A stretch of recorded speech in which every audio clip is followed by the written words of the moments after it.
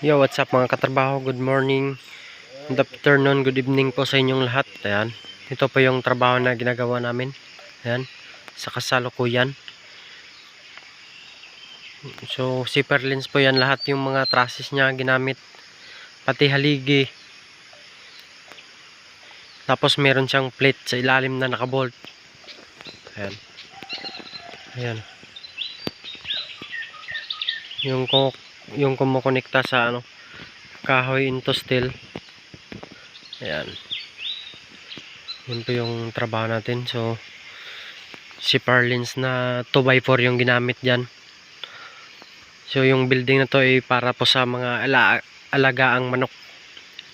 Yung mga ginagawang pang frozen. Ayan. So, ito yung barracks namin. Yan, tingnan nyo. Ang daming mga sinampay dyan. So, time check. Alas 6 ng umaga. Pupunta tayo dito sa ito yung namin. Yan. Yan yung trusses. Yan. Isang pattern lang. Yan. So, konti lang talaga yung welding dyan.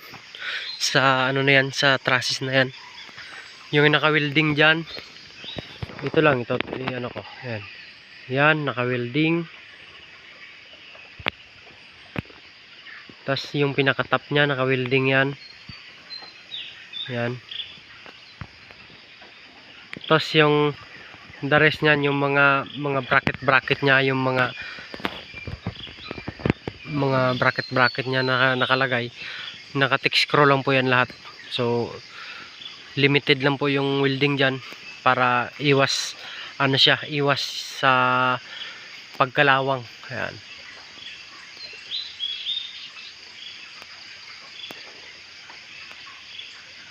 Tapos yung poste nya naka po yan, naka semento. Tapos yung kahoy na ginamit ay hindi po siya ganun kabilis mabulok. So, yung sabi ng iba, tumatagal daw yan ng abot ng 100 years. Yung mga ginagawang sa mga airport. Yung nito, yung kanyang laki o sukat, 20 feet. Yan, 20 feet. Yung 20 feet niyan, parang siya, 6 meters.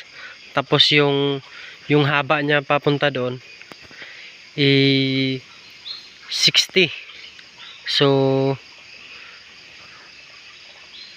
60 feet siya, equivalent siya sa 18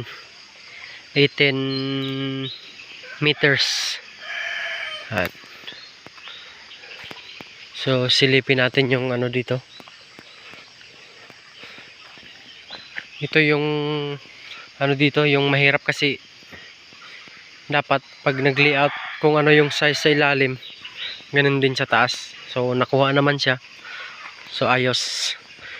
Ito yung gagamitin sa taas niya para sa bubong sa mga yero. Ito yung na to. Tawag dito ay naka V-shape. Ayan. Ayan. V-shape siya. Ang tawag dito ay bibatin. Yung common na tawag dito, bibatin. So lang siya, magaan. Tapos pag kinakabit to ay naka-tick screw lang siya sa purlin.